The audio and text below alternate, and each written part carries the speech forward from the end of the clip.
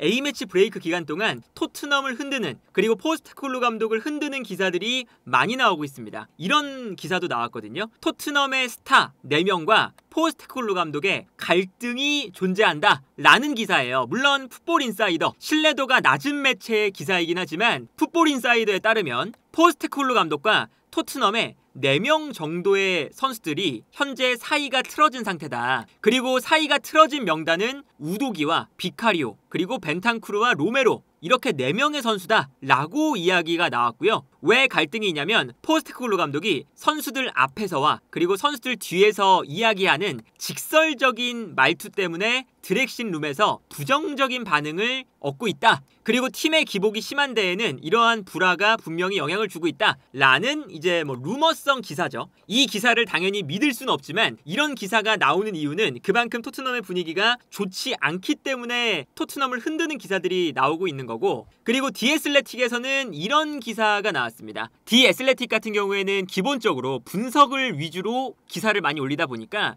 토트넘이 프리미어리그 경기에서 왜 매번 선제골을 실점하고 경기를 시작할까? 라는 주제의 분석 기사를 올렸어요. 아무래도 토트넘이 너무 공격적으로 경기를 하다 보니까 선제골을 실점하고 이기는 경기라고 해도 선제골을 실점한 이후에 역전을 하는 경우가 종종 있죠. 그래서 최근에 이제 경기를 보면 입스위치 타운도 선제골을 먹혔고 갈라타사라이전도 선제골을 먹힌 이후에 시작을 했고요. 팰리스전은 1대0으로 끝났으니까 첫 번째 골을 먹힌 거고, 아스톤빌라전도 사실은 이 경기는 제가 직관을 했는데 선제골을 먹히면서 매우 안 좋게 시작했던 경기였어요. 물론 후반전에 4골을 넣으면서 역전을 하긴 했지만 선제골을 먼저 먹힌 다음에 굉장히 답답한 경기가 지속되다가 후반전에 토트넘이 공격 숫자를 많이 늘리면서 극단적으로 공격적인 축구를 하기 시작하면서 그 공격적인 변화에 아스톤빌라가 대응을 하지 못하고 그게 이제 성공을 거두면서 4대1 대역전승을 거뒀던 경기였거든요. 그런데 이렇게 전반적으로 토트넘이 극단적인 공격 축구를 통해서 늘상 경기를 풀어나가기 때문에 잘 풀리면 대량 득점을 하거나 공격적으로 아주 좋은 경기를 하고, 이게 잘 안 풀리면 오히려 본인들의 수비가 무너지면서 밸런스를 잃고 실점을 하면서 경기에 패배하는 흐름으로 늘상 이어지잖아요. 그러다 보니까 나오는 이제 기록 중에 하나가 토트넘이 프리미어리그에서 현재 순위가 10위에 머물러 있는데 10위에 머물러 있지만 토트넘의 득점은 프리미어리그 전체에서 가장 많은 것을 볼 수가 있습니다. 11경기에서 23골을 넣었고 맨시티보다도 득점을 많이 했어요. 그리고 토트넘이 실점도 그렇게 많지 않습니다. 현재 최소 실점이 리버풀이고 그 다음에 노팅엄 포레스트, 뉴캐슬, 아스날, 맨유, 그 다음으로 이제 토트넘이 리그 전체에서 6번째로 실점이 적은 팀이에요. 그런데 토트넘이 성적은 결국 5승 1무 5패입니다. 득점을 많이 하고 실점을 적게 했기 때문에 득실차도 리버풀 다음으로 가장 좋은 팀이거든요. 왜 이런 기록이 나오냐? 지난번에도 영상으로 올리기도 했었지만 득점을 많이 하면서 승리하는 경기가 많은 반면에 실점을 할 때는 실점을 먼저 허용해놓고 공격이 안 풀리면서 그대로 지는 경기가 많아요. 그러다 보니까 매우 극단적인 대량 득점으로 승리하는 경기와 득점이 안 나오면서 패배하는 경기가 공존을 하는 거죠. 그렇기 때문에 디 애슬레틱에서 분석한 토트넘이 왜 선제골을 계속 실점할까? 라는 글에서도 쭉 보면 토트넘의 볼을 점유하는 방식은 볼을 빼앗겼을 때 어려움에 처할 수밖에 없는 방식입니다 라는 이야기를 해요. 그래서 어떤 이야기냐면 토트넘이 볼을 점유할 때 풀백을 높게 올려서 상대 미드필더 라인에 과부하를 만듭니다. 그런데 이렇게 선수들이 너무 많이 올라가면 미드필더 라인에서 볼을 잃었을 때 상대팀에게 아주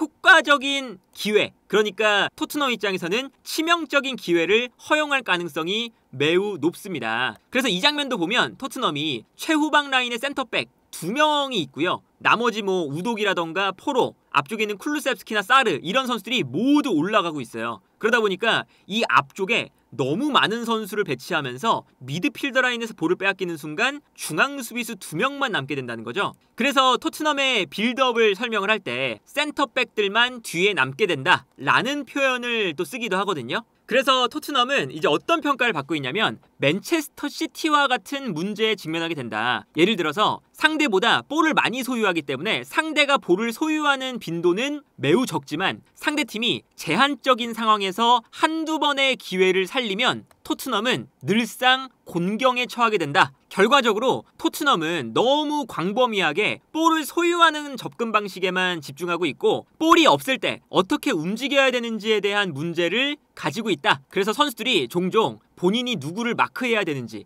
혹은 어떤 공간을 커버해야 되는지 알지 못하는 것처럼 보이기도 한다 라고 이야기를 해요. 그러니까 이거는 결국에는 이런 거죠. 토트넘이 공격을 할 때 혹은 빌드업을 할 때 늘상 과도하게 풀백을 올려 쓰는 경향이 있어요. 존슨과 손흥민이 좌우 측면에 있고 최근에는 클루셉스키와 사르, 벤탄쿠르가 미드필더 라인에 있잖아요. 그럼에도 불구하고 우도기와 포로가 가운데로 많이 들어오는 형태죠. 거의 공격형 미드필더처럼 포로와 우도기가 들어올 때가 많고 여기에 더해서 사르도 공격적으로 올라가 버리니까 사실상 벤탄쿠르 뒤쪽에 로메로와 반더벤 단 2명의 선수만 남게 된다. 그리고 이런 문제가 늘상 수비 라인에 너무 과도한 커버 범위가 존재한다. 그래서 반더벤도 그렇고 로메로도 그렇고 분명히 좋은 수비수들인데 이 선수들이 커버할 수 있는 범위가 너무 넓다 보니까 결국에는 토트넘의 수비가 무너지는 경향이 나타나게 된다 라는 평가를 받잖아요. 그리고 그러다 보니까 반더벤과 로메로가 스프린트 횟수가 많아지고 특히나 반더벤이 지속적으로 햄스트링 부상을 당하는 건 너무 넓은 커버 범위를 혼자서 커버하다가 문제가 생기는 이런 장면들이 늘 나타나거든요. 그래서 예를 들면 이제 이런 장면이에요. 토트넘이 공격을 할 때 손흥민이라던가 솔랑키 그리고 오른쪽에 존슨 그리고 앞쪽에 있는 클루셉스키와 사르도 공격에 가담을 했었던 상황이에요. 그리고 여기서 너무 공격 숫자가 많이 가담이 되어 있다 보니까 상대가 역습으로 나올 때 순간적으로 토트넘의 미드필더 라인에 공간이 크게 발생하는 상황이죠.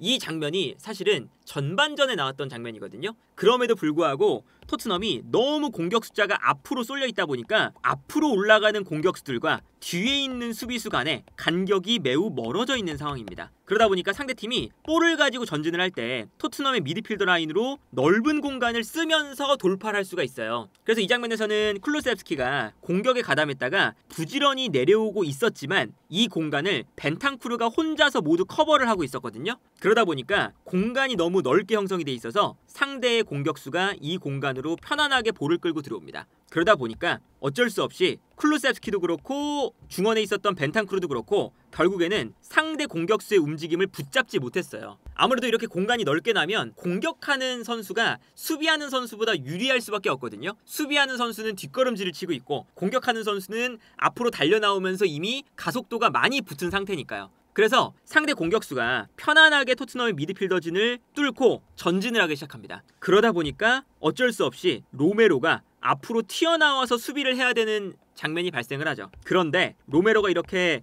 튀어나오면서 수비를 순간적으로 하니까 튀어나올 때 측면으로 패스를 보내줍니다. 그리고 로메로가 비워둔 이 공간으로 다른 선수가 뛰어들어가기 시작을 하죠. 그러니까 이게 연쇄적으로 무너지는 거죠. 미드필더 라인에 선수가 부족하다 보니까 수비하는 상황에서 미드필더 라인에 공간이 생기고 상대 공격수가 그 공간으로 볼을 끌고 들어오면 로메로가 막아야 되니까 튀어나가고 그런데 로메로가 튀어나가면 로메로가 튀어나간 공간으로 다른 선수가 뛰어들어가면서 패스가 들어가는 거죠. 그래서 이 다음 장면을 보면 로메로가 없는 공간으로 뛰어들어갈 때 이 공간으로 패스가 들어가면서 토트넘의 수비가 무너집니다. 로메로가 앞으로 튀어나갔다가 아무래도 본인이 비워둔 공간으로 다시금 내려오고 있지만 이 선수를 따라가기가 역부족이었어요. 그 다음에 여기서 크로스가 올라오고 그대로 토트넘이 측면이 무너진 다음에 실점이 나오는 걸 볼 수가 있었죠. 그러니까 기본적으로는 포스테코글루 감독이 너무 극단적인 축구를 추구한다는 감이 당연히 있어요. 그리고 이게 이제 토트넘이 전방 압박을 하다가 라인은 높은데 아무래도 90분 내내 똑같이 압박을 하지 못하다 보니까 올라갔을 때 압박이 안 되면서 실점하는 경우도 굉장히 많죠.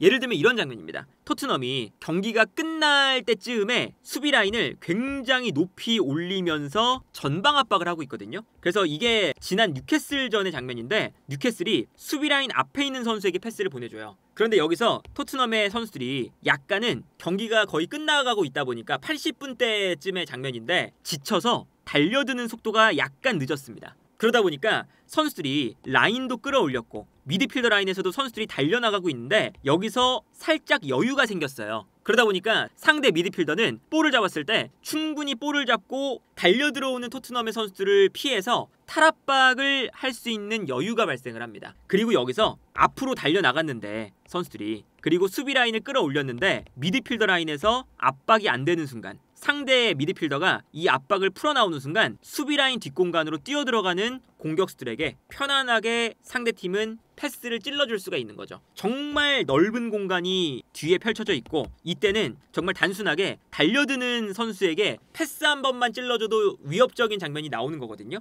그래서 결국에는 뛰어들어가는 공격수가 2명이나 있었고 이 공간으로 편안하게 탈압박을 해서 올라온 다음에 패스를 뿌려주는 걸 볼 수가 있었습니다. 그리고 이 패스가 들어갔을 때 토트넘의 수비가 라인이 올라와 있었는데 아무래도 따라가는데 점점 더 힘들어질 수밖에 없어요. 경기가 끝나가면 끝나갈수록. 그러면서 뛰어들어가는 상대 공격수 2명을 놓쳤죠. 그리고 여기서 너무나 편안하게 볼을 끌고 들어가던 선수가 측면으로 달려들어오는 선수에게 패스를 보내주면서 편안하게 득점을 만들어내는 모습을 볼 수가 있었습니다. 늘상 경기를 하다가 전방 압박이 풀리면서 특히나 후반부로 가면 갈수록 압박이 안 되면서 무너지는 경우가 늘상 발생을 하잖아요. 이제 그런 장면과 뭐 동일한 장면이라고 보면 될 것 같고, 그런데 토트넘이 늘상 이런 패턴이 반복이 되니까 토트넘 경기를 보는 사람들은 늘상 이런 패턴에 매우 익숙해져 있는 상태죠. 저도 최근에 토트넘 경기를 가장 최근에 이제 직관을 가봤지만 토트넘의 팬들이 처음에 선제골을 먹히고 나서 너무나 좀 당연하다는 듯이 받아들이면서 야유를 하는 경기가 저희가 2번 모두 갔을 때 볼 수가 있었거든요. 아스톤 빌라전 때 선제골을 먹히니까 팬들이 그럴 줄 알았다라는 좀 반응이 주변에 좀 있었고, 물론 이제 후반전에는 4골을 연속으로 넣으면서 아주 환호를 했지만 입스위치 타운전에는 토트넘이 정말 무난하게 그냥 지는 느낌이었어요. 선제골을 먹히고 2번째 골 먹히고 공격이 안 풀리면서 득점을 하지 못하고, 물론 한 골을 만들어내긴 했지만 그 다음에 뭔가 공격을 할 수 있을 만한 동력이 없는 상태에서 그대로 무난하게 2대1로 홈에서 패배를 했거든요. 그런데 팬들이 사실은 마지막에는 야유를 하다가 그냥 포기하고 경기 중간 한 85분쯤에 모두 막 나가는 모습을 볼 수가 있었어요. 그래서 저희가 갔던 직관 영상에서도 팬들이 우르르 나가는 모습을 보여드리기도 했잖아요. 근데 그때가 토트넘이 이 입스위치 타운전에서 추가 시간이 8분이었거든요. 추가 시간이 꽤나 많이 주어졌던 경기였는데 한 골 차이밖에 나지 않으니까 추가 시간에 어떤 일이 벌어질지 모르는 그런 상황인데도 불구하고 많은 팬들이 경기장을 우르르 빠져나가는 모습을 보면서 팬들도 어느 정도 이제 이런 것에 너무 익숙해졌고 약간은 좀 내려놓는 모습도 있구나 라는 걸 느낄 수가 있었거든요. 그러다 보니까 지금 토트넘을 흔드는 기사들, 토트넘의 전술에 문제가 있다고 이야기하는 기사들이 나오는 이유가 어느 정도 있는 거죠. 그리고 심지어 A매치 브레이크가 끝나면 바로 맨시티를 주말에 만나고요. 주중에는 로마를 만납니다. 유로파리그에서 가장 힘든 경기, 프리미어리그에서 또 가장 힘든 경기를 맞이해요. 심지어 맨시티는 원정이고요. 그리고 로마전이 끝나도 바로 3일 뒤 주말에는 풀럼을 만나고요. 그리고 주중에 본머스, 주말에 첼시를 만납니다. 만만한 팀이 단 한 팀도 없죠. 그 다음에 또 주중에 레인저스도 만만치 않고, 주말에 사우스햄튼, 그리고 주중에 맨유와의 리그컵 8강전이 있습니다. 그리고 또 주말에 리버풀 경기가 있어요.